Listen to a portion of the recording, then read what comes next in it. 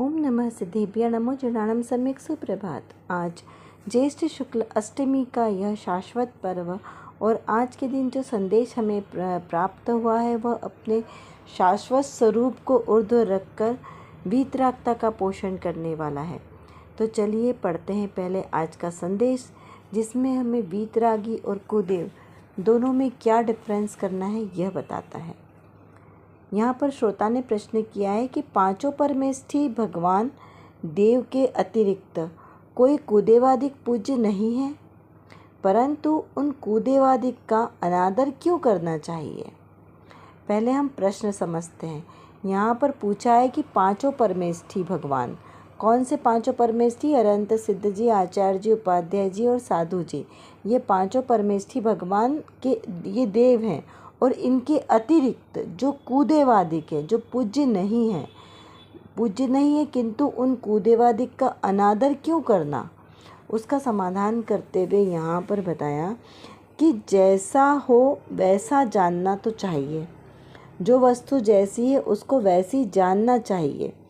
जैसे विष्टा को विष्टा जानकर छोड़ देते हैं, हम उसका भक्षण नहीं करते, भोग नहीं करते, उसे खाते नहीं हैं, तो क्या उसका अनादर हो गया? नहीं। उसी प्रकार कुदेव को कुदेव रूप जानकर उनका आदर छोड़ देने से उनका अनादर नहीं है, अपितु विवेक है। आशय इस प्रकार समझना, अपने ज्ञान में यथार्थ वस्तु स्वरूप जानना चाहिए। यहाँ पर क्या कहा? यहाँ पर आचार्य कार्तिकेय स्वामी मंगलाचरण के माध्यम से क्या समझाते हैं कि जो वस्तु का स्वरूप है वैसा जानना, भगवान उसे कहते हैं जो वीतरागी, सर्वज्ञ और हितोपदेशी हैं। जो वीतरागी नहीं है, सर्वज्ञ नहीं है, वह भगवान नहीं है। पांच परमेष्ठी पद में वीतरागी, सर्वज्ञ को ही लिया गया है। तो यहाँ पर कहा कि जो कुदेवादिक है वो ना वीतरागी है और ना ही सर्वज्ञ है, तो उनकी पूजन करना क्यों?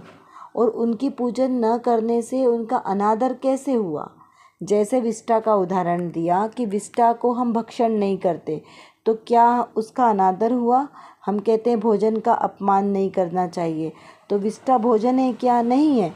जिस प्रकार विष्टा का भक्षण करने से उसका अनादर नहीं होता, उसी प्रकार कुदेवादिक भी पूज्य नहीं है। तो पूज्य नहीं है तो उनका विनय करने या नहीं करने से उनका अनादर नहीं होता। इस प्रकार यहाँ पर समझना। देखिए, मिथ्यात्व का सबसे बड़ा कारण है उल्टी मान्यता। यदि हम मिथ्यात्व का पोषण करेंगे तो संसार से छूट नहीं पाएंगे, कभी सुखी नहीं हो सकते। इसीलिए हमें बुद्धिपूर्वक सत्य धर्म को समझना आवश्यक है। आज की रत्नकणिका में यहाँ पर श्रोता ने फिर से एक प्रश्न किया है कि आत्मद्रव्य समस्त पर्यायों में व्यापक है, ऐसा कहा, तो क्या विकार पर्याय में भी आत्मा व्यापक है? क्या प्रश्न किया कि जो विकार पर्याय है, जैसे आत्मा की विकारी पर्याय कौन सी है? क्रोध, मान, माया आदि। तो कहा कि विकारी पर्याय में भी क्या आत्मा व्यापक है? या नर नारकादिक पर्याय, ये भी आत्मा की विकारी पर्याय। तो उसका समाधान करते हुए कहा कि हाँ, विकारी पर्याय में भी उस समय तक आत्मा ही व्यापक है, परंतु जिसने ऐसा निश्चय किया है उसकी अपनी पर्याय में केवल विकार भाव ही नहीं होता, बल्कि साधक भाव भी होता है। क्योंकि विकार भाव कर्म के कारण नहीं होता, अर्थात उसमें कर्म व्यापक नहीं है। उस विकार पर्याय में भी आत्मद्रव्य ही व्यापक है। ऐसा जिसने निश्चय किया है उसकी विकारी अवस्था में भी द्रव्य की प्रतीति खिसकती रहती है। इसीलिए पर्याय में द्रव्य व्यापक है, ऐसा निश्चय करने वाले के लिए केवल विकार में ही व्यापकता नहीं रहती, बल्कि सम्यक्त आदि निर्मल पर्यायों में भी व्यापकता रहती है। इस प्रकार समझना। यहाँ पर इसको संक्षेप में समझे तो क्या समझ में आया कि आत्मा कौन? में जीव द्रव्य है, जो जानता देखता है, जो सुख दुख का अनुभव करता है, वह आत्मा।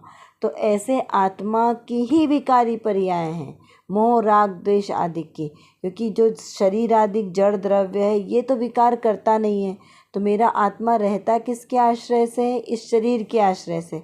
इस शरीर के प्रमाण ही मेरा आत्मा है। तो इस शरीर के आश्रय से रहने वाला मेरा आत्मा है तो वो स्वभाव से शुद्ध। चूँकि इस शरीर का आश्रय है इसलिए उसकी मोह राग द्वेष रूप परिणति चलती है, ये विकार परिणति है। तो इस विकार परिणति में भी आत्मा तो मेरा ही आत्मा उसमें भी है। तो ऐसे आत्मा का जिसने श्रद्धान किया कि विकारी अवस्था में भी मेरा आत्मा है लेकिन ये विकारी परिणाम मेरे नहीं है, मेरा आत्मा द्रव्य दृष्टि से शुद्ध है, तो जिसने इस प्रकार अपने आत्म द्रव्य की शुद्धता को अनुभव किया है और उसकी पर्याय रूप जो अवस्था है विकार अवस्था, उसको विकार रूप अवस्था जानकर उसका लक्ष्य छोड़ दिया है, वही सच्चा सुखी है। इस प्रकार हम भी अपने आत्म स्वभाव का आश्रय लें, श्रद्धान करें और अपने सच्चे स्वरूप को जानें। इसी भावना के साथ सभी को सादर जय जिनेंद्र।